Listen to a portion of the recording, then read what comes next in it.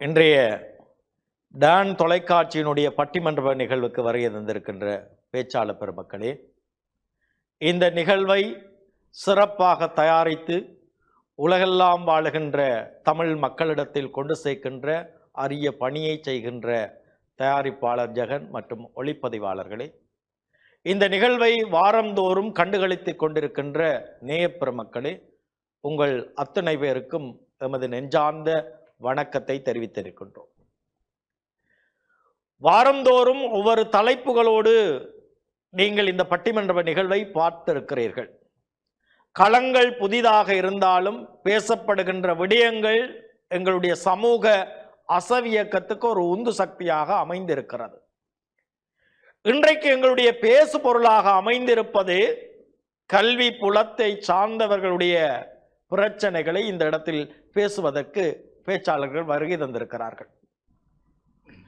முக்கியமாக நாங்கள் எதிர்பார்க்கின்ற தொழில்துறைகளில் எதிர்பார்க்கின்ற பாத்திரங்கள் ரெண்டு இருக்கிறது. ஒன்று ஆசிரியர்கள், மற்றது அதிபர்.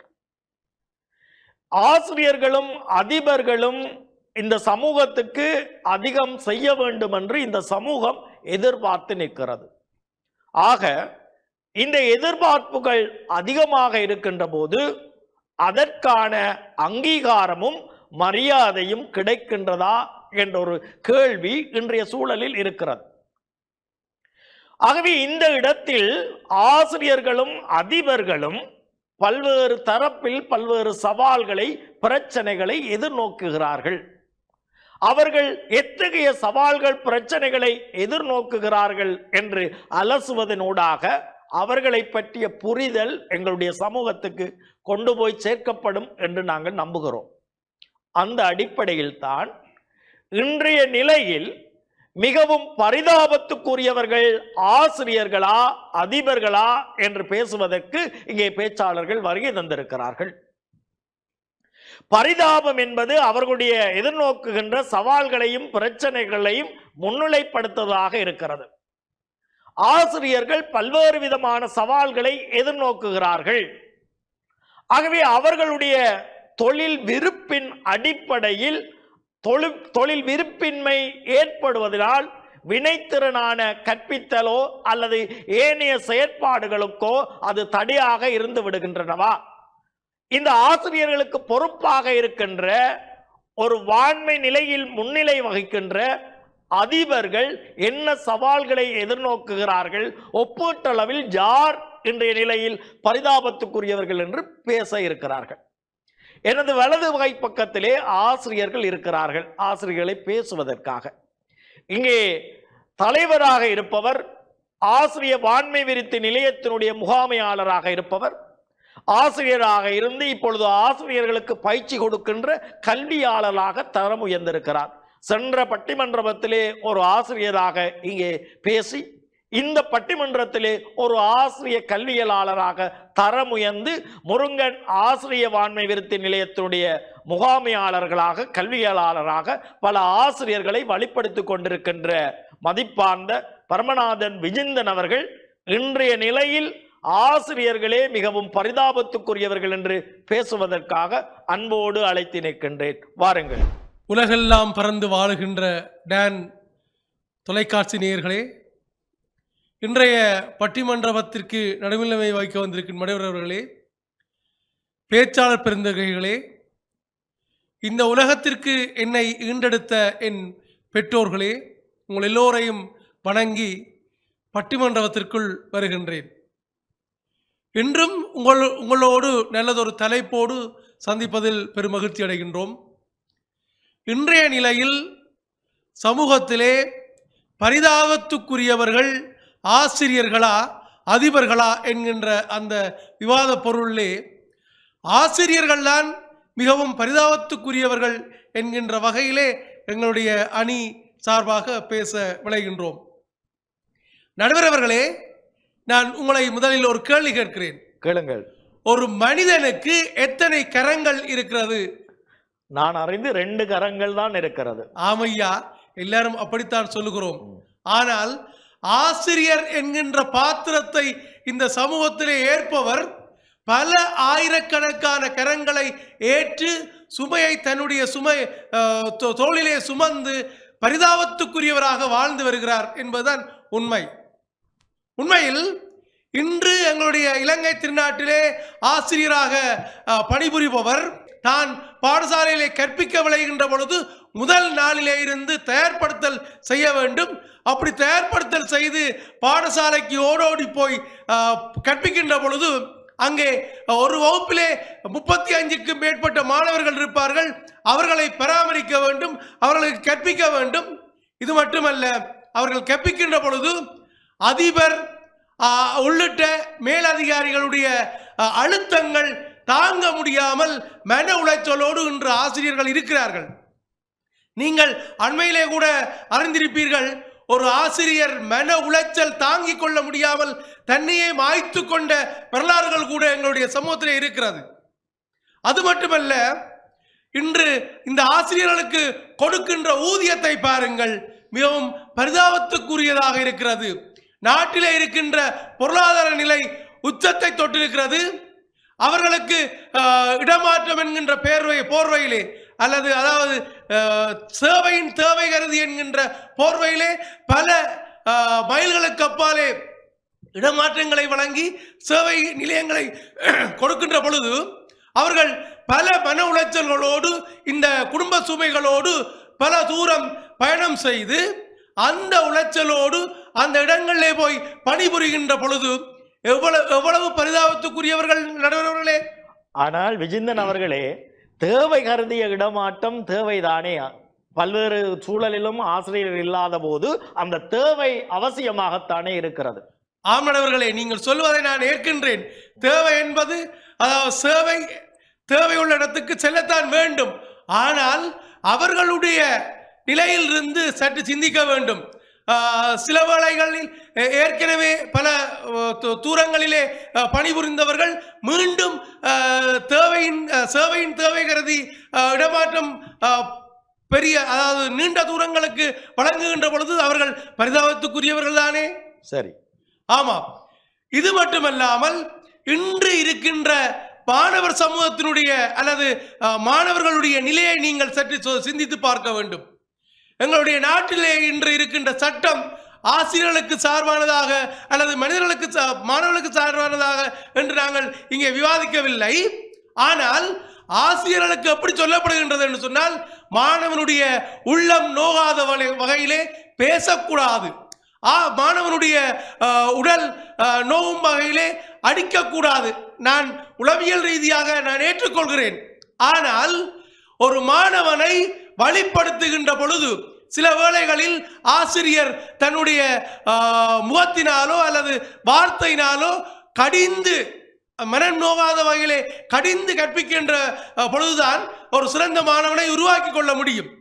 அப்படி இல்லாமல் இப்படியெல்லாம் சொல்லிவிட்டோன்னு இங்க ஆசிரியர் சாதாரணமாக முட்டினாலே இப்பொழுது மனித உரிமை ஆணைக்குழு அல்லது போலீஸ் நிலையத்துக்கு சென்று அங்கே ஆசிரியரை கேள்விக்குறியாக்குகின்றார்கள்.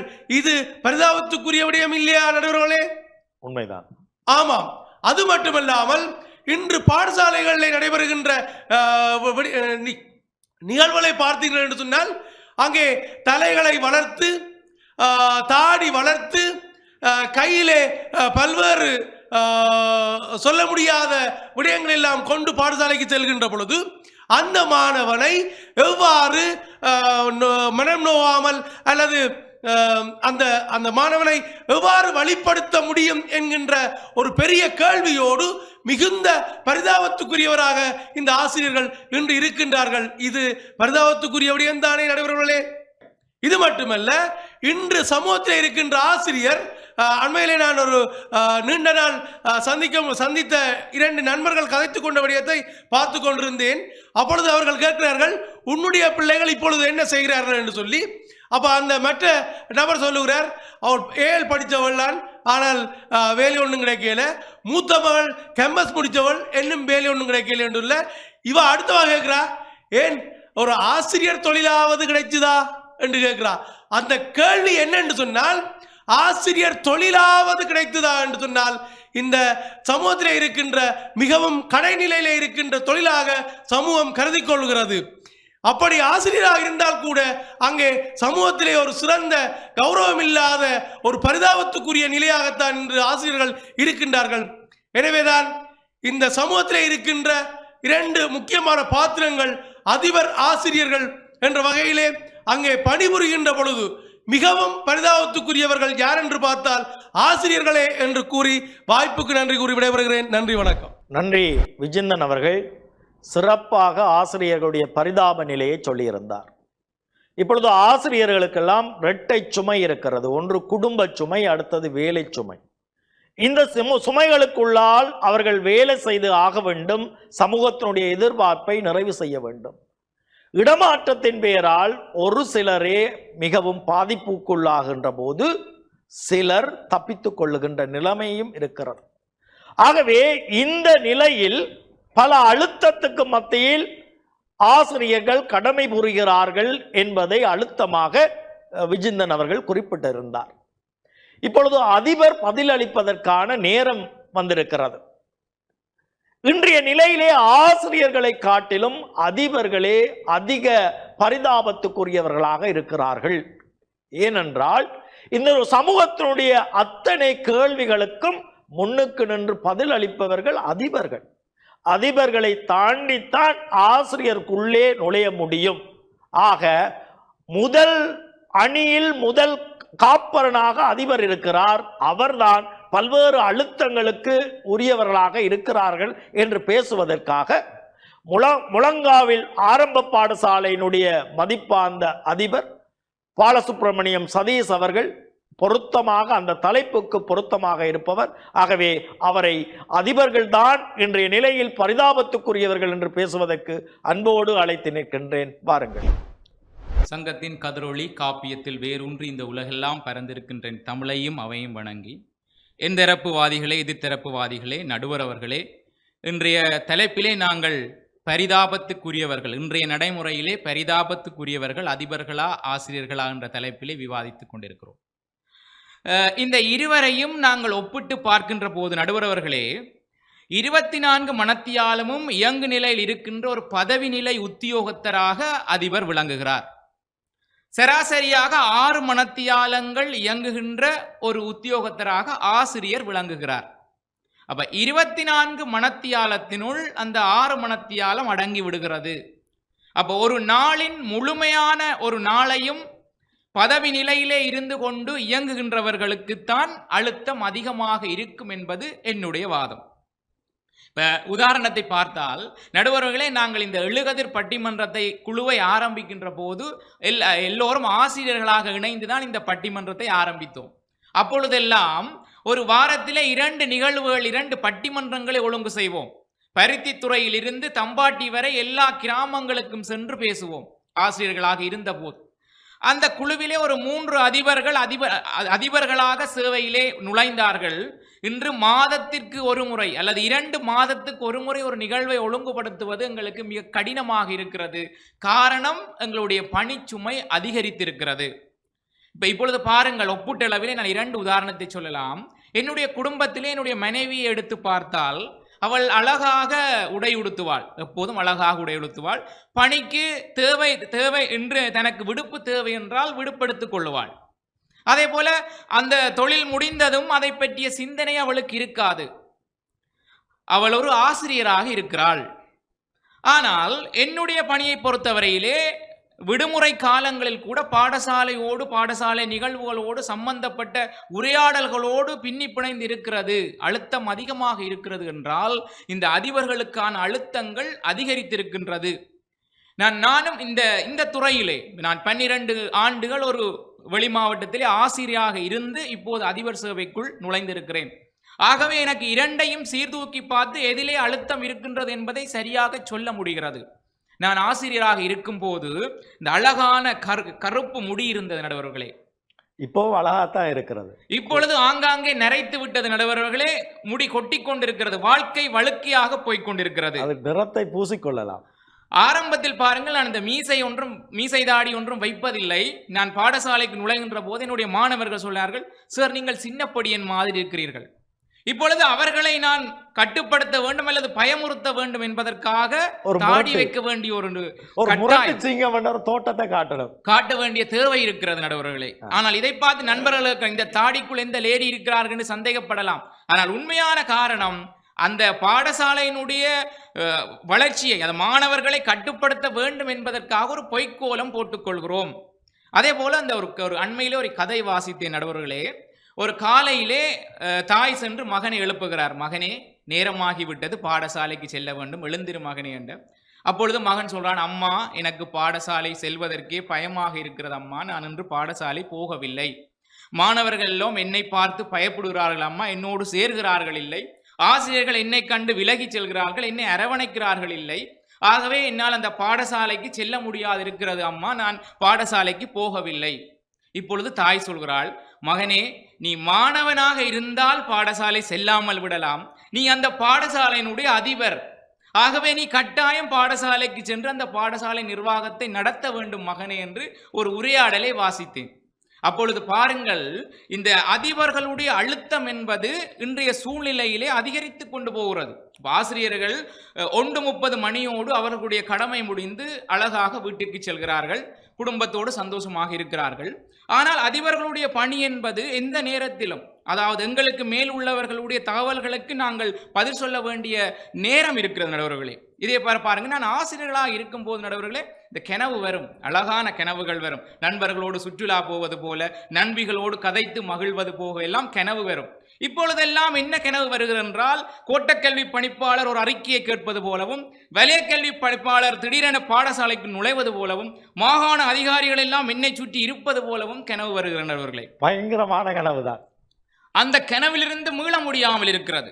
அதிகாலையிலே பாடசாலைக்கு செல்வது ஒரு படபடப்பாக இருக்கிறது. காரணம், ஒன்று ஆசிரியர்களுடைய பிரச்சனைகளையும் மாணவர்களுடைய பிரச்சனைகளையும் சமாளிக்க வேண்டிய ஒரு தேவை இருக்கிறது. இன்று பாருங்கள் நடுவர்களே, எங்களுடைய சட்டத்திலே மாணவர்களை தண்டிக்க கூடாது என்ற ஒரு சட்டம் இருக்கிறது. உடல் ரீதியாகவும் உள ரீதியாகவும் அவர்களை தண்டிக்க முடியாது என்ற ஒரு சட்டம் இருக்கிறது. இப்ப இந்த ஆசிரியர்கள் என்ன செய்கிறார்கள், இந்த இதிலிருந்து நழுவிக் கொள்கிறார்கள்.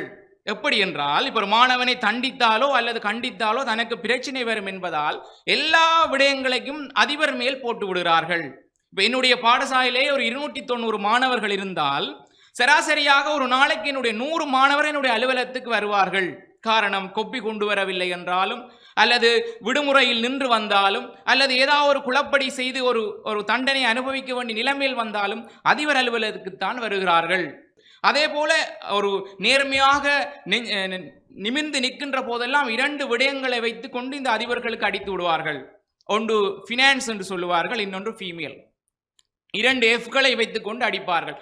நிர்வாகத்தை நேராக நடத்தினால் ஃபினான்ஸில் குற்றம் கண்டுபிடிப்பார்கள், நிதியிலே குற்றம் கண்டுபிடிப்பார்கள். அந்த நிதியையும் தாண்டி நேராக நிற்கின்ற போது பெண்கள் தொடர்பான ஒரு பிரச்சனையை கிளப்பி விடுவார்கள். அப்ப இந்த அழுத்தங்களை சமாளித்துக் கொண்டு ஒரு பாடசாலையை நடத்துவது என்பது மிகவும் ஒரு கடினமான காரியம். ஆகவே ஒப்பிட்டு பார்க்கின்ற போது, ஆசிரியர்களோடு ஒப்பிடுகின்ற போது அதிபர்கள் தான் பரிதாபத்துக்குரியவர்கள் என்ற விடயத்தை சொல்லி வாய்ப்புக்கு நன்றி கூறி அமர்கிறேன். நன்றி, வணக்கம். அதிபர் சதீஷ் அவர்கள் சிறப்பாக தன்னுடைய வாதங்களை முன்வைத்திருக்கிறார். அவருடைய அனுபவத்தை இங்கே தத்துருவமாக சொல்லி இருக்கிறார். அழுத்தத்தை அதிகமாக அதிபர்கள் சந்திக்கிறார்கள். இன்றைக்கு ஆசிரியர்கள் தங்கள் மீது வருகின்ற குற்றங்களில் இருந்து தப்பித்துக் கொள்வதற்காக பல சுமைகளை திருப்ப அதிபர் மீது அடிக்கிறார்கள் அல்லது தப்பித்துக் கொள்ளுகிறார்கள் என்று அவர் பேசியிருந்தார். அதில் உண்மைகள் இருக்கிறது. பணி என்பது அவர்களுக்கு 24 மணித்தியாலமும் பணியாக இருக்கிறது. எந்த நேரத்திலும் பொறுப்பு கூற வேண்டியவர்கள் அவர்கள். பொறுப்பு கூறலில் அவர்கள் முன்னுக்கு நிற்பதனாலே அவர்களுக்கான சுமையும் அதிகமாக இருக்கிறது. அதனாலே அவர்களும் பரிதாபத்துக்குரியவர்களாக இருக்கிறார்கள். இல்லை, அதிபர்கள் எங்கே பரிதாபத்துக்குரியவர்கள்? அவர்கள் காயாக இருக்கிறார்கள். எங்களை மேய்ப்பதுதானே அவர்களின் வேலை. மேய்ப்பது என்ன பெரிய பிரச்சனையா? அது பெரிய பரிதாபத்துக்குரியதா? ஒரு தகுதி அடிப்படையில் அவர்கள் முன்னிலையில் இருக்கிறார்கள், நல்ல சம்பளமும் பெறுகிறார்கள். இந்த நிலையில் என்ன அவர்கள் பரிதாபத்துக்குரியவர்கள் என்று பேசுவதற்காக புகழ்பூத்த ரசாயனவியலுடைய பாடத்தினுடைய ஆசிரியர். பல்வேறு மாணவர்களை பல்கலைக்கழகத்திலே புகுத்துவதில் அவருடைய பணி அளப்பரியதாக இருக்கிறது. அவர் ரசாயனவியல் துறையாக இருந்தாலும் கலைத்துறையிலும் அதிக ஈடுபாடு கொண்டவர். வடக்கினுடைய புகழ்பூத்த பாடசாலையான அருணோதயா கல்லூரியினுடைய ஆசிரியர். இப்பொழுது கணேசன் தவசீலன் அவர்களை ஆசிரியர்களே இன்றைய நிலையில் பரிதாபத்துக்குரியவர்கள் என்று பேசுவதற்காக அன்போடு அழைத்து நிற்கின்றேன். பாருங்கள். பட்டிமன்றத்தின் நடுவர் அவர்களே மற்றும் என்தரப்புவாதிகளே, எதிர்த்தரப்புவாதிகளே, இன்றைய பட்டிமன்ற நிகழ்வை கண்டு ரசிக்கும் டான் டிவி நேயர்களே அனைவருக்கும் எனது இன்றைய இந்த நேரத்திற்குரிய இனிய வணக்கங்களை தெரிவித்து கொண்டு ஆசிரியர்கள் சார்பாக எனது கருத்துக்களை நான் இங்கே எடுத்துரைக்கின்றேன். அந்த வகையில் ஆசிரியர்கள் படுகின்ற பரிதாபங்கள் இன்னல்களை முதலில் முன்வைத்துவிட்டு, ஏனெனில் எங்களது தலைப்பு அதுதான், ஆசிரியர்களது இன்னல்களை, அதாவது இன்றைய சூழலில் அவர்களின் பரிதாபங்களை முன்னிலைப்படுத்துவது. ஆகவே அதனை முன்வைத்துவிட்டு எமது அதிபர் அவர்கள் கூறிய சில கருத்துக்களுக்கு ஆசிரியர் சார்பான பதில்களை நான் அடுத்ததாக முன்வைக்கிறேன். எமது பொய்யாமொழி புலவரின் வாக்கியம் இருக்கிறது, அகர முதல எழுத்தெல்லாம் ஆதிபகவன் முதற்றே உலகு. அதிலிருந்து இன்னொன்றை நாங்கள் இங்கே பார்க்கலாம். ஆசிரியர் படும் இன்னல்களுக்கெல்லாம் ஆரம்பமும் இந்த அகரம்தான். அந்த அகரத்தில் பல்வேறு வகை உண்டு. அதிலே குறிப்பிட்டு சொல்லத்தக்க ஒரு 4-5 வகை அகரங்களை இங்கே நான் முன்வைக்கிறேன். முதலாவது அகரம் நடுவர் அவர்களே அரசு, இரண்டாவது அகரம் அதிகாரிகள், மூன்றாவது அகரம் அதிபர்கள், நாலாவது அகரம் அம்மாவும் அப்பாவும். யாருடைய? மாணவர்களுடைய. ஐந்தாவதாகவும் ஒரு அகரம் இருக்கிறது, அயலட்டை. இவ்வளவு அகரமும் ஆசிரியர்களை பாடாய்ப்படுத்துவதிலே முன்னிலையில் நிற்கின்றன. இவை ஒவ்வொன்றும் என்ன செய்கின்றன என்பதை முதலில் பார்த்தோமானால், இந்த அரசாங்கம் இருக்கிறதே, அரசாங்கம், அதாவது ஆசிரியர்கள் தங்களுக்கு வேலை வாய்ப்பை கொடுக்கக்கூடிய சிறந்த பிரஜைகளை உருவாக்க வேண்டும், அவர்கள் நாட்டின் முன்னேற்றத்துக்கு பங்களிக்க வேண்டும் என்று எல்லாம் ஏசி போட்ட ரூமுக்குள்ளே இருந்து கலர் கலராக படங்கள் எல்லாம் கீறி அழகான பஞ்சு பொதிகளை பாடத்திட்டங்கள் என்ற ரீதியிலே தயாரித்து விட்டு அனுப்பி விடுவார்கள். ஆனால் அதை அமுல்படுத்துவதற்கு காசு மட்டும் விட மாட்டார்கள். இதை எப்படி சொல்லலாம் என்றால், எமது அரசாங்கம் கல்வி அபிவிருத்திக்காக ஒதுக்கிய தொகை மொத்த உற்பத்தியில் 1.83%. ஆனால் தயாரிக்கும் திட்டங்கள் எல்லாம் எந்த ரேஞ்சில் இருக்கும் என்றால் 8%, 9% ஒதுக்குகின்ற ஐரோப்பிய நாடுகளிலிருந்து கொப்பி அடித்து கொண்டு வந்ததாக இருக்கும். இப்படி இருக்கும்போது இதை அமுல்படுத்து ஒரே மிக்க என்றால் சுவரே இல்லாமல் காற்றிலே சித்திரம் வரைந்து அதை கண்ணுக்கினிமையாக கொடுக்க வேண்டிய கடமை மட்டும் அதிபரிடம் வரும், ஆசிரியரிடம் வரும்.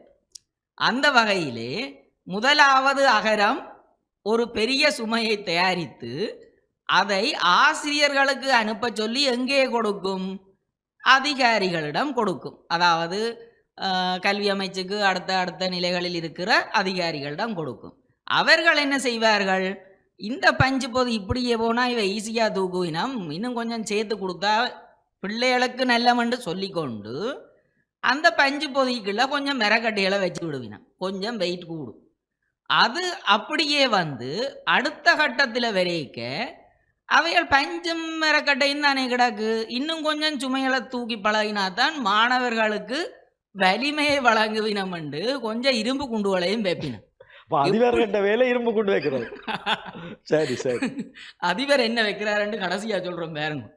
அப்ப நடுவர் அவர்களே, இப்படியே இந்த இரும்பு குண்டு மாகாண மட்டத்தில் வந்தால் அதுக்கு அடுத்ததா அதிபர்கிட்ட குடுக்கேக்க அவை என்ன செய்வினம்டா அதுக்குள்ள கொஞ்சம் கல்லும் மண்ணும் கலந்து தான் வெப்பினம். ஏனண்டா இதுதான் சூழல்ல இருக்கு, இதையும் காட்டி படிப்பிக்காது.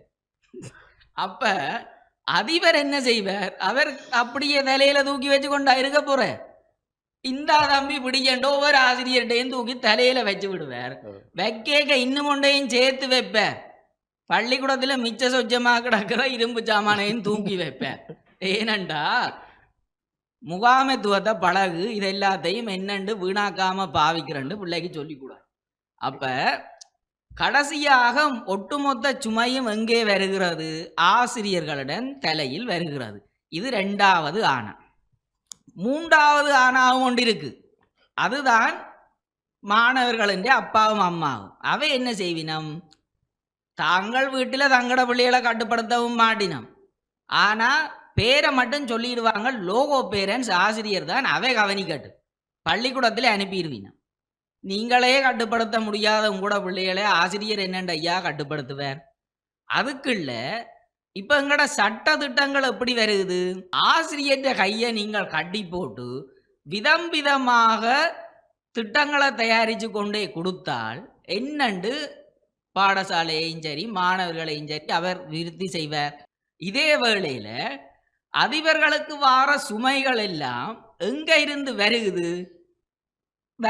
ஓகே, நீங்கள் என்ன செய்யறீங்கள்? வார சுமைய 15 கிலோ வந்தா ஆளுக்கு 1/2 கிலோவா பிச்சு கொடுத்துட்டு ஹாயா குசன்சியார்ல சாஞ்சிடுறீங்க, பிரச்சனை முடிஞ்சுது. ஷேர் மட்டும்தான் வேண்டு வேலை, ஷேரிங் வாட்ஸ்அப்ல ஷேர். இன்னொரு மாதிரி சொல்ல போனா கெட் அண்ட் த்ரோ வாங்கிட்டு அப்படியே எறிஞ்சு விடுற, முடிஞ்சது. முடிஞ்சா கட் பண்ணு, இல்ல அடி இழுபடு. அப்ப இப்படியான நிகழ்வுகள் எல்லாம் இருக்கிறதால உண்மையில எல்லா பக்கத்தாலையும் பார்க்க போனா மிகவும் பரிதாபத்துக்குரியவர்கள் ஆசிரியர்கள் என்பதை இந்த இடத்தில் அழுத்தம் திருத்தமாக கூறி இந்த வாய்ப்புக்கு நன்றி கூறி விடைபெறுகிறேன். ஆசிரியர் தவசீலன் அவர்கள் இன்றைய நிலையில் பரிதாபத்துக்குரிய பாத்திரங்கள் ஆசிரியர்கள் என்று பேசினார். 5 அகரங்களை இங்கே முன்னிலைப்படுத்தினார். 5வது அகரம் சொல்லுவதற்கு அவருக்கு நேரம் போதாமை இருக்கிறது, அயலெழுத்தை பற்றி இழுக்கையில. ஆக அகரத்தின் அதிகாரத்தின் அழுத்தங்களை சுமப்பவர்கள் ஆசிரியர்கள். அதிபர்கள் பங்கீடு செய்து அதனை எறிந்து விடுகிறார்கள். அத்தனை சுமைகளையும் தாங்குபவர்கள் ஆசிரியர்களே என்று அழகாக தனது வாதத்தை முன்வைத்து அமர்ந்திருக்கிறார்.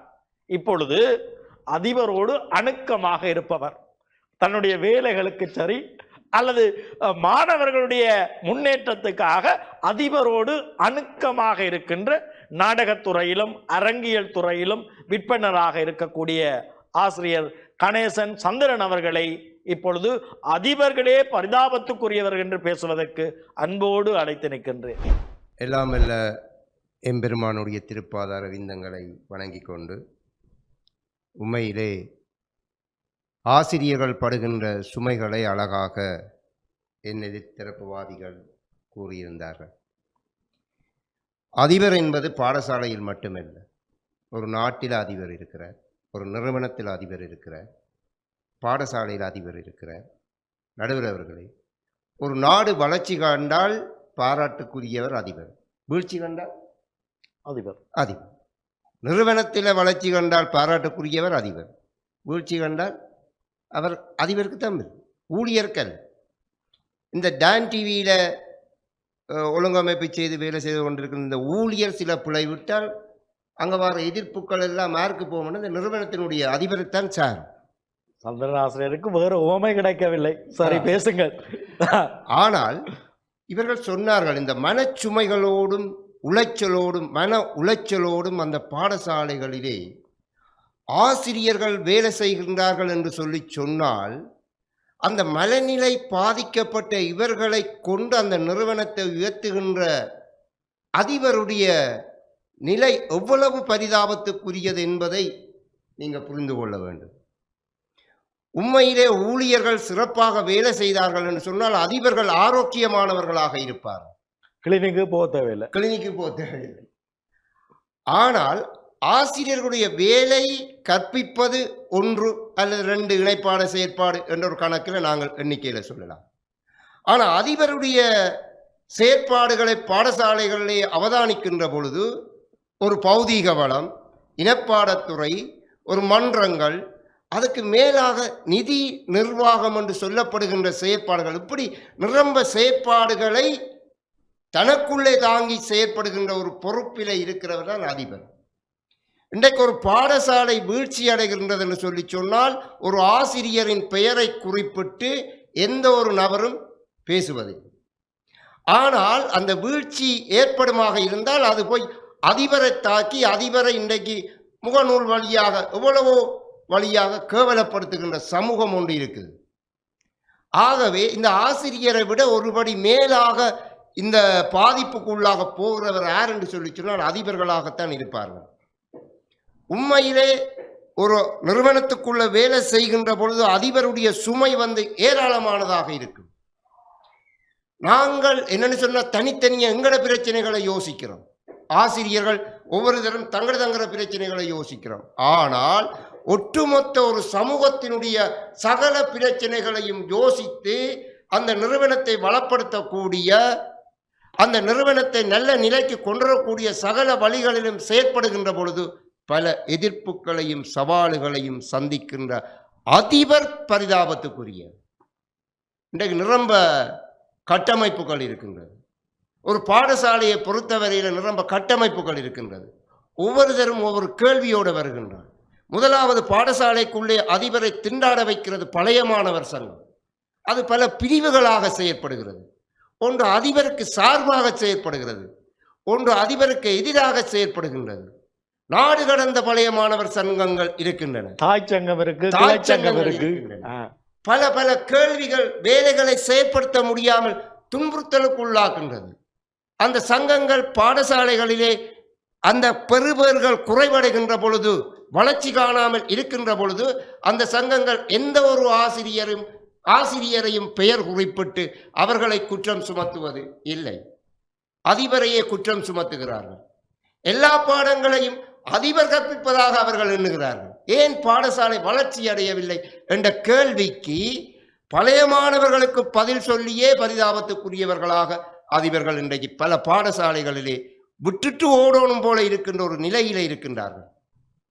இதைவிட எங்களோட பாடத்திட்டம், பாட செயற்பாடு சம்பந்தமாக அந்தந்த கால பரப்புக்குள்ள நாங்கள் செய்து முடிக்க வேண்டும். நான் ஆசிரியர்களிடம் ஒரு கேள்வி கேட்கின்றேன். வருடம் பிறந்தவுடன் நாங்கள் ஒரு ஒப்பந்தம் எழுதி கொடுக்கின்றோம், இவ்வளவு வேலைகளை நாங்கள் செய்கின்றோம் என்று சொல்லி. அந்த ஒப்பந்தத்தின் அடிப்படையிலே வருடம் முடிவடைகின்ற பொழுது நாங்கள் அவ்வளவு வேலைகளையும் சரியான முறையில் 100% செயற்பட்டிருக்கிறோமா என்று கேட்டால் நாங்கள் பதில் சொல்ல முடியாத சில ஆசிரியர்கள் பலர் இருக்கின்றார்கள். ஆனால் நீங்கள் செய்யாட்டாலும் திருப்தி என்று போட்டு கையெழுத்து கொடுப்பார் அந்த அதிபர் கொடுப்பார். அப்படியான ஒரு பரிதாப நிலை இருக்கின்றது. உண்மையிலே நாங்கள் நினைக்கின்றோம், ஒரு அதிபர் என்ற கதிரையிலே இருக்கின்ற பொழுது எல்லா வளத்தாலையும் அவர் பல பிரச்சனைகளை எதிர்நோக்குகின்ற தன்மைக்குள்ளே இருக்கின்றார். அவர் முதலாவது பாடசாலையிலே பிள்ளைகளுடைய பாதுகாப்பு, தன்னுடைய நிறுவனத்திலே வேலை செய்கின்ற ஆசிரியர்களுடைய பாதுகாப்பிலே கவனம் செலுத்த வேண்டியவர்களாக இருக்கின்றார்கள்.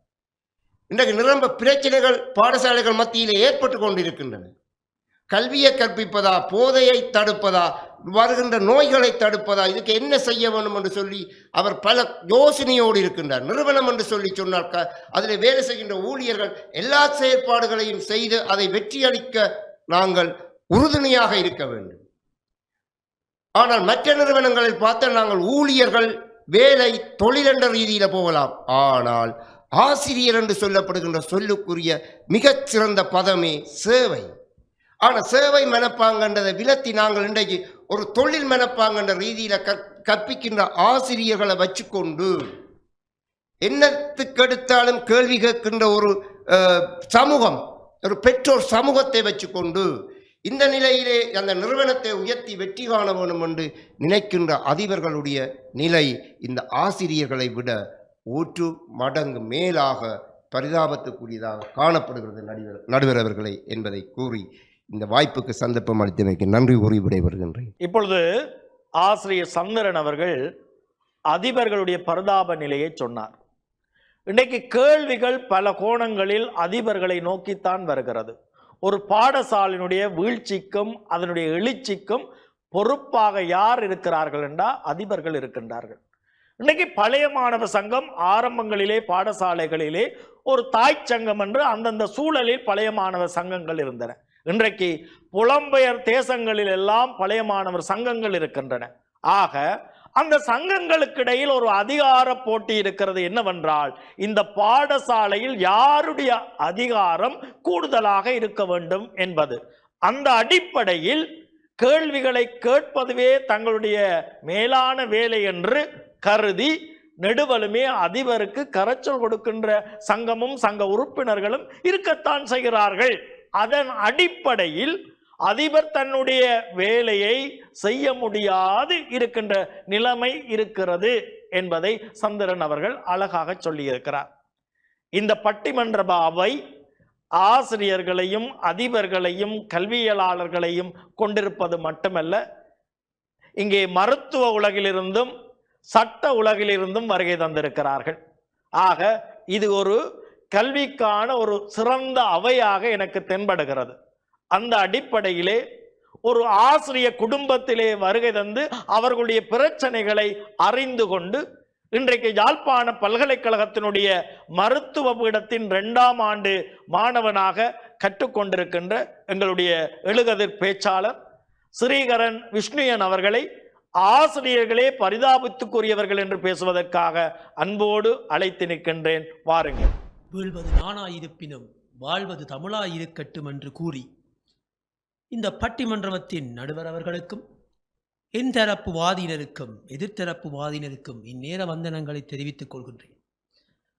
நான் இன்றைய பட்டிமன்றத்தின் தலைப்பை ஒருவரை மீண்டும் நினைவு கூற விரும்புகின்றேன்.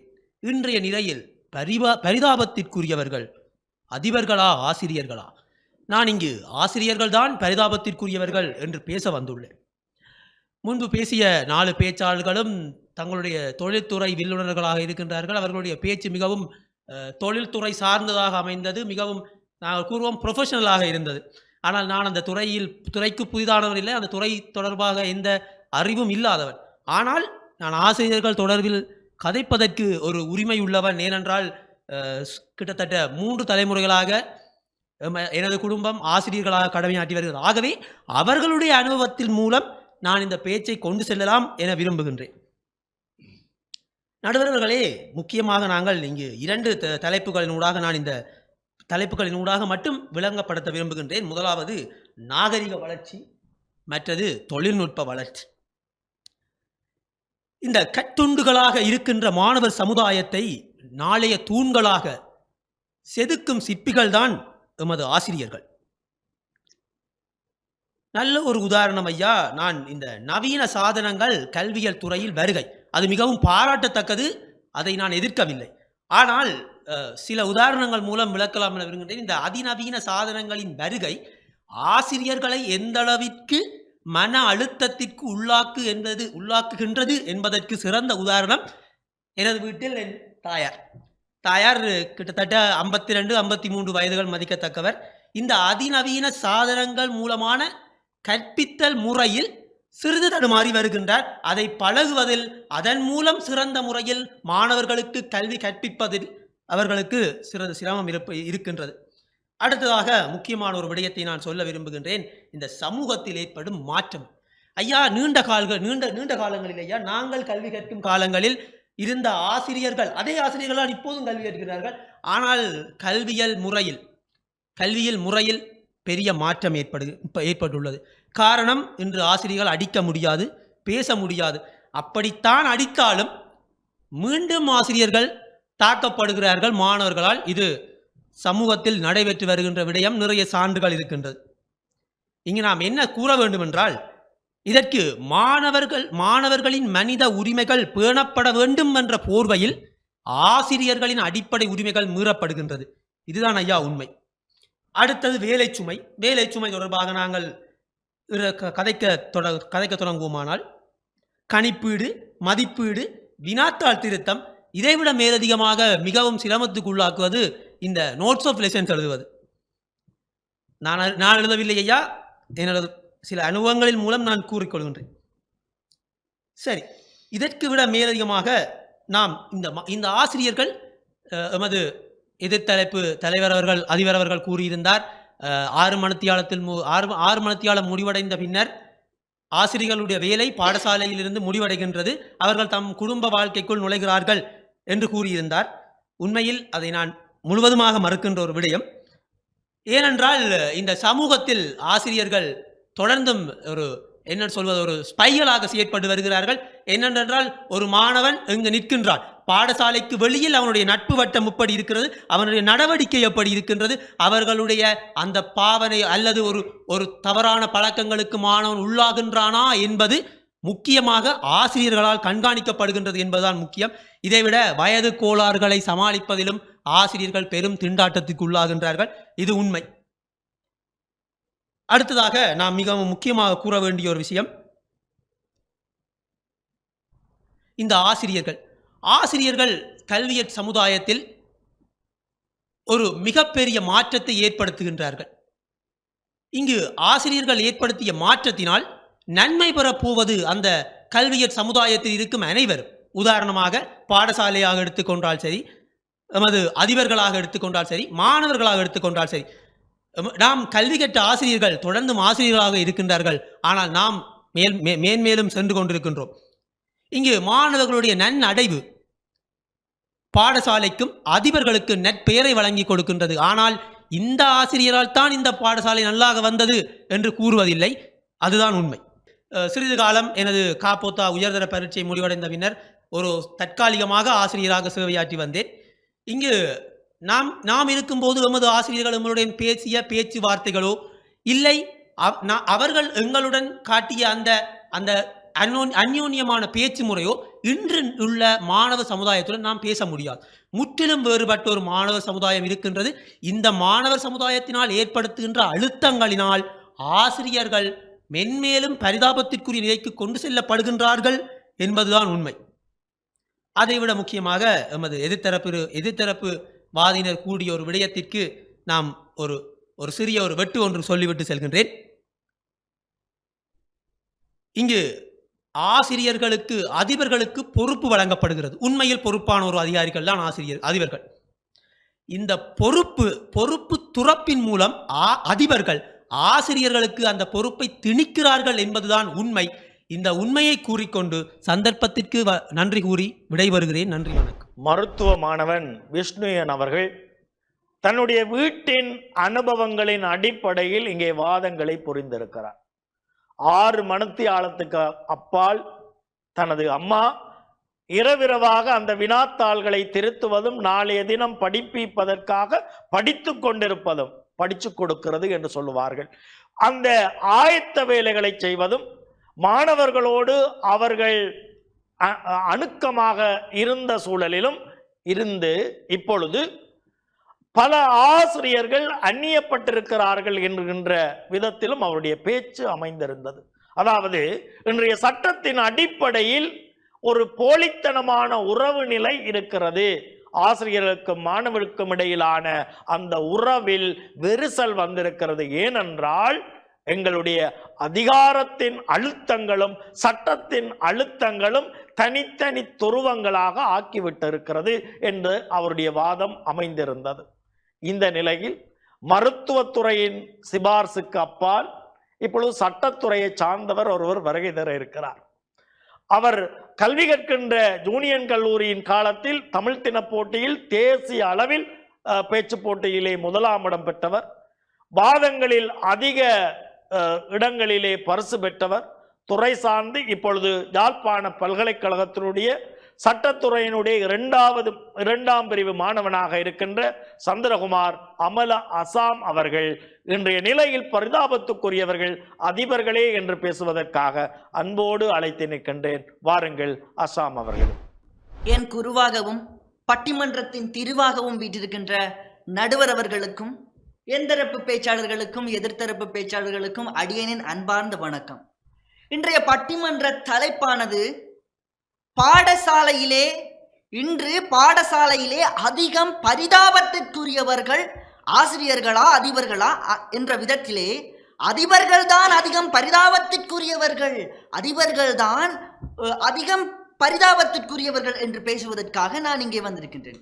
அந்த விதத்திலே முதலாவது பேச்சாளர் பேசுகின்ற பொழுது அவர் ஆரம்பித்த விதத்தை பார்த்திருந்தீர்கள் என்றால், நடுவரிடத்திலே ஒரு கேள்வி கேட்டிருந்தார். ஒருவரிடம் எத்தனை கரங்கள் இருக்கிறது? 2 கரங்கள். ஆசிரியர்கள் பல்லாயிரக்கணக்கான கரங்களுக்கான வேலைகளை சேர்த்து செய்கிறார்கள் என்று. இங்கு ஒப்பீடுதான் மிக முக்கியமாக இருக்கிறது. பரிதாபத்திலே ஆசிரியர்களா அதிபர்களா ஒப்பீட்டளவில் மேலோங்கி இருக்கிறார்கள் என்றால், அவர்கள் பல்லாயிரக்கணக்கான கரங்களுக்கான வேலையை செய்கிறார்கள் என்றால், அதிபர்கள் பல லட்சக்கணக்கான கரங்களுக்கான வேலையினை செய்கிறார்கள் என்பதை நான் இங்கே குறிப்பிட நினைக்கின்றேன். அதோடு அவர் ஒரு உதாரணம் குறிப்பிட்டிருந்தார். ஆசிரியர்கள் மன அழுத்தம் காரணமாக இருக்கிறார்கள் என்றும், அதோடு ஒரு ஆசிரியர் அண்மையில் மன அழுத்தம் என்று எழுதி வைத்துவிட்டு இறந்தார் என்றும் அவர் குறிப்பிட்டார். சற்று சிந்தித்து பாருங்கள். ஒரு ஆசிரியர் மன அழுத்தம் என்று கூறிவிட்டு எழுதி வைத்து விட்டு இறந்து விட்டால் அந்த பழிச்சொல் சமூகத்தாலும் சரி சட்டத்தாலும் சரி யார் மீது சுமத்தப்பட போகிறது? அதிபரின் தலைதான் அங்கே உருளப் போகிறது என்பது நமக்கு தெரியாது இருக்கிறது. பல்வேறுபட்ட தரப்புகள் வரப்போகின்றனர், பல்வேறுபட்ட வந்து கேள்வி கேட்கப் போகின்றார்கள். அத்தனைக்கும் பதில் சொல்ல வேண்டியவராக இந்த அதிபர் காணப்படுகிறார். அதோடு பரிதாபம் என்ற சொல்லை நாங்கள் வேலைப்பளுவோடு மாத்திரம் மட்டுப்படுத்திவிட முடியாது. அண்மையில் இந்த அக்டோபர் மாதத்தில் எத்தனையோ விழாக்கள் கொண்டாடினீர்கள், குறிப்பாக ஆசிரியர் தினம். இந்த ஆசிரியர் தினத்திலே மிகவும் பரிதாபமான ஒரு ஜீவன் என்றால் அது அதிபர் தான். மாலையே விழுந்திருக்காது, அது கூட பரவாயில்லை. பாடசாலை முடிந்து விழா முடிந்து செல்கின்ற பொழுது எல்லாரும் பல்வேறுபட்ட கிஃப்டுகள் கொண்டு செல்வார்கள். ஆனால் அதிபரிடம் மிக சொற்பமாக, அது இன்னும் சொல்ல போனால் கிடைத்தே இருக்காது. இல்ல பக்கத்துல யாராவது வச்சதை பொறுக்கி கொண்டு போக வேண்டியதுதான். வெட்கத்தில் அந்த ஏசி ரூமுக்குள் ஓடி விடுவார். அப்படிப்பட்ட ஒரு பரிதாபமான நிலைக்குள்ளானவராக அதிபருடைய சூழ்நிலை காணப்படுகிறது. அதோடு இரண்டாவது சார் பேசும்பொழுது குறிப்பிட்டார், அகர முதல எழுத்தெல்லாம் ஆதிபகவன் முதற்றே உலக என்று அகரங்களினால் வருகின்ற தொல்லையை கூறினாள். ஆனால் இந்த ஆதிபகவனாக இருக்கிற இறைவனே அதிபர்களுடைய வாழ்க்கையிலே சூனியம் வைத்து விட்டார் என்றுதான் சொல்ல வேண்டும். ஏனென்றால் நடு இரவில் போன் பெறும் பள்ளிக்கூடத்திலே அது காணாமல் போய்விட்டது, சிசிடிவி வேலை செய்யவில்லை, பல்ப் எரியவில்லை. இதற்கெல்லாமா ஒரு அதிபரை கேட்க வேண்டும்? அவரும் ஒரு முதிய வயதில் இருப்பவர் தான் என்பதை மறந்து விடுகின்றோம். பணிச்சுமைகள் சார்ந்து பார்த்தால் அதிபரே மிக அழுத்தங்களை எதிர்கொள்கிறார். மிகவும் பரிதாபகரமான வாழ்க்கையினை வாழ்ந்து கொண்டிருக்கிறார். இப்பொழுது இன்றைய காலம் நவீன காலம். மாணவர்கள் அதிபரை எப்படியெல்லாம் கேவலப்படுத்த முடியுமோ எப்படியெல்லாம் கேவலப்படுத்துகிறார்கள். இப்போது வாட்ஸ்அப்பில் பார்த்தீங்கன்னா தெரியும், ஸ்டிக்கர் அடிக்கிறது. ஆரக்கண்ணான உடனே ஸ்டிக்கர் அடிக்கிறான். ஐயா அதிபரை வச்சு ஸ்டிக்கர் அடிக்கிறான், பாவி வந்துட்டான். இப்படியெல்லாம் ஒரு அதிபரை ஸ்டிக்கர் அடிப்பது. அண்மையில் கூட ஒரு வீடியோ பார்த்தேன். நாட்டாமை படத்திலே சரத்குமார் கதைத்திருப்பார். அந்த காலத்துல எங்கட அப்பா அதை வைத்து ஒரு அதிபர் பேசுகிற வீடியோவை வைத்து எடிட் பண்ணி வைத்திருக்கார்கள். இப்படித்தான் ஒரு அதிபரை பரிதாபமான ஒரு பாவப்பட்ட ஜீவனாக இந்த சமூகம் மாற்றி வைத்திருக்கிறது. இன்னும் சொல்ல போனால் பல்வேறுபட்ட பட்ட பெயர்கள். நடுவர் கூட ஒரு பட்டம் வழங்கிவிட்டார். அதாவது எங்களுடைய அதிபர் முதலில் பேசுகின்ற பொழுது தாடி வைத்ததுக்கு முரட்டு சிங்கம் என்று விட்டார். இப்படித்தான் பல பட்டங்கள் எங்களுடைய அதிபர்களுக்கு வழங்கப்படுகிறது. இன்னும் சொல்லப்படாத பட்டங்கள் எல்லாம் பாடசாலை மலசல கூடங்களில் தான் எழுதி கிடக்கிறது. நீங்களும் ஏதாவது பட்டம் வச்சிருப்பீர்கள், சொல்லுங்க. அதை சொல்ல வேண்டிய தருணம் இதுவல்ல. பொதுவாக மலசல கூடங்கள் அதிபரை கீறியே வைத்திருப்பார்கள். இன்னும் சொல்ல போனால் இப்படியாக பல்வேறுபட்ட விதமாக அதிபரை பரிகசித்து பரிதாபத்திற்குரிய நிலைக்கு அவர்களை தள்ளிவிடுகிறார்கள். அதோடு புதிதாக ஒரு அதிபர் வருகிறார்கள் என்று எடுத்துக்கொண்டால், ஆசிரியர்கள் வருகிற பொழுது அவர்களுக்கு கற்பிக்க தெரிந்திருந்தால் போதும் அந்த பாடசாலையினை கொண்டு இழுப்பதற்கு. ஆனால் புதிதாக வருகிற அதிபர் பலருடைய எதிர்பார்ப்பிற்கு மத்தியில் வருகிறார், பெற்றோர்களுடைய எதிர்பார்ப்புக்கு மத்தியில் வருகிறார். அவை அத்தனையும் அழுத்தங்களாக மாறுகிறது. அத்தோடு அவை எவ்வாறு மாறுகிறது என்றால், ஒரு பாடசாலையை புதிதாக படிக்க வேண்டியிருக்கிறது. இங்கு யார் நல்லவர்கள், யாரை சார்ந்திருப்பது, அதோடு தனிமை தீ அதிபரை மட்டும்தான் இங்கே வாட்டுகிறது என்பதை குறிப்பிட வேண்டும். ஒரு ஆசிரியர் அதிபரோடு வந்து நன்றாக கதைத்தால் போதும், உடனே சொல்லிவிடுவார்கள் வாலாட்டி வாளி வைக்கிறது. இப்படியாக மாணவர் தலைவர்களாக எடுத்துக்கொள்ளுங்கள், யார் அதிபர் பக்கம் சார்ந்திருந்தாலும் உடனே சாடி விட்டு அதிபரை ஒரு தனிமை சூழலை தள்ளி விடுவார்கள். இப்படிப்பட்ட சூழ்நிலை தான் எங்களுடைய சமூகத்திலே காணப்படுகிறது. அதோடு இரண்டாவது பேச்சாளர் வருகின்ற பொழுது நடுவரை கூறினார், பல்வேறுபட்ட மாணவர்களை மாணவர்களை பல்கலைக்கழகத்துக்கு அனுப்பியவர் என்று. எவராவது மாணவர்கள் பாடசாலைகள் செல்லும் போது அதிபர்கள் அனுப்பியிருக்கிறார்கள் என்று கூறியிருக்கிறார்களா? அந்த நிலைக்கு அதிபர்களுடைய பெருமை இலைமறை காயாகவே இந்த சமூகத்தில் இருக்கிறது. ஏதாவது ஒரு மாற்றம் கிடைத்து புதிய பாடசாலை, அதுவும் பிரபலமான பாடசாலைக்கு அதிபர் சென்று விட்டால் பத்திரிகைகளில் நியூஸ் வந்து விட்டது, பிரபலமான பாடசாலைகளுக்கு செல்வதற்காக கையோடு பெற்ற அதிபர். இப்படித்தான் எங்களுடைய சமூகத்திலே அதிபருடைய நிலை காணப்படுகிறது. இங்கே பலர் பேசுகின்ற பொழுது வலயத்தில் இருந்தும் மாகாணத்தில் இருந்தும் அதிபருக்கு அழுத்தங்கள் வருகிறது என்று கூறுகிறார்கள். அந்த அழுத்தங்கள் ஆசிரியருக்கு பகிரப்படுகிறது என்றும் கூறினார்கள். அப்படிப்பட்ட ஒரு ஆசிரியருக்கு பகிரப்படும் அழுத்தங்கள் தான் உங்களுக்கு தெரிகிறதே தவிர அத்தனை ஆசிரியர்களுடைய அழுத்தத்தையும் தன் தலைமையிலேற்றி தலைமை தாங்கி நடத்துகின்ற அதிபருடைய பரிதாபகரமான சூழல் எவருக்கும் தெரிவதில்லை என்று கூறி விடைபெறுகிறேன். நன்றி, வணக்கம். அமல் அசாம் அவர்கள் சிறப்பாக தன்னுடைய வாதத்தை முன்வைத்திருக்கிறார். அநேகமாக அதிபர்கள் இந்த நிகழ்வை பார்வையிட்டு கொண்டிருந்தால் அவருடைய பேச்சை ஒளிப்பதிவு செய்து தங்களுக்கு ஆதாரமாக வைத்துக் கொள்ளலாம். என்னுடைய கவலையையும் துன்பத்தையும் அழகுற பேசியிருக்கிறாரே அமல் அசாம் என்று சொல்லி அவரை தரிசிப்பதற்கும் பல அதிபர்கள் காத்திருப்பார்கள். அந்த அளவுக்கு அதிபர்களுடைய நிலையை அழகுற சொல்லி இருக்கிறார். குறிப்பாக தனிமை. ஒரு நிறுவனத்துக்கு தலைவர் என்றால் அந்த தலைமையை தக்க வைத்துக் கொள்வதற்காக ஒரு போலி வேடம் பூட வேண்டி இருக்கிறது. ஸ்டார் ரூமில் ஆசிரியர்களாம் கலகலப்பாக சிரித்து ஒருவரோடு பகிர்ந்து சந்தோஷம் கொண்டாடுகிற போது அதிபர் மட்டும் அங்காலே தனிமையில் இருப்பார், அல்லது அந்த இடத்துக்கு வர முடியாத நிலைமை இருக்கும். எங்கே ஸ்டார் ரூமுக்கு வந்தால் தன்னுடைய சொற்களை இவங்கள் கேட்காமல் விட்டு விடுவாங்களோ என்பதற்காக ஆசிரியர்களிடம் தன்னை தனிமையாக்கிக் கொள்கின்ற நிலைமையும் இருக்கிறது. அதே நேரம் ஆசிரியர்களும் அவர்களை தனிமைப்படுத்துகிறார்கள். குறிப்பாக அதிபர் வருகின்ற போது அந்த சமூகமே எதிர்பார்ப்போடு காத்திருக்கிறது. இந்த நிலையில் அதிபர்கள் இருக்கிறார்கள் என்று அமல் அசாம் சிறப்பாக பேசியிருக்கிறார். இப்பொழுது 2 தரப்பு வாதங்களும் நிறைவடைந்திருக்கிறது. குறிப்பாக எங்களுடைய சமூகம் பொறுப்புடைய சமூகமாக மாற வேண்டும் என்பதுதான் எங்களுடைய பட்டிமன்றத்தின் இந்த நோக்கமாக இருக்கிறது. இன்றைக்கு ஆசிரியர்கள் மீது விரல் சுட்டுகின்ற போக்கு அதிகரித்திருக்கிறது.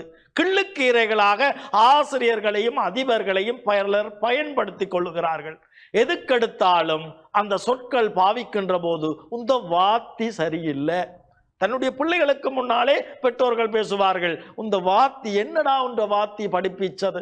இப்படி பேசுகின்ற போது அந்த பிள்ளை அந்த கற்பிக்கின்ற ஆசிரியரிடத்தில் எவ்வாறு பற்றுறுதியோடு இருப்பார் என்கின்ற அவர்களுக்கு தோன்றுவதில்லை. பல சொகுசு நிலைகளில் எதுக்கெடுத்தாலும் கேள்வி கேட்கிற அல்லது எதை எடுத்தாலும் சுட்டுகின்ற நிலைமை இருக்கிற போது ஆசிரியர்கள் மன விருப்போடு கற்பிக்கிற முடியாத நிலை பரிதாபத்துக்குரியதாக இருக்கிறது. இன்றைக்கு ஆசிரியர்கள் கண்டு மாணவர்கள் ஓடிய நிலை இருக்கிறது. இப்பொழுது மாணவர்களை கண்டு ஆசிரியர்கள் ஓடுகிறார்கள். பாடசாலையில் நடந்து போகின்ற போது கூட ஒரு உயர்தர மாணவர்கள் பல கோலங்கள் மாறி மாணவருக்குரிய கோலங்கள் இல்லாமல் அவர்களுடைய பேச்சுவார்த்தைகள் மாறுபட்டு ஏதோ ஒரு பாணியில் அவர்கள் நிற்கும் போது பாதையை மாற்றி ஆசிரியர் போக வேண்டிய பரிதாபமும் இருக்கிறது. அந்த அளவுக்கு இன்றைக்கு மாணவர் சமுதாயம் மாறி இருக்கிறது. ஆகவே அந்த மாணவர் சமுதாயத்தை யார் மாற்றினது என்றால் எங்களுடைய சமூகம்தான் மாட்டி இருக்கிறது.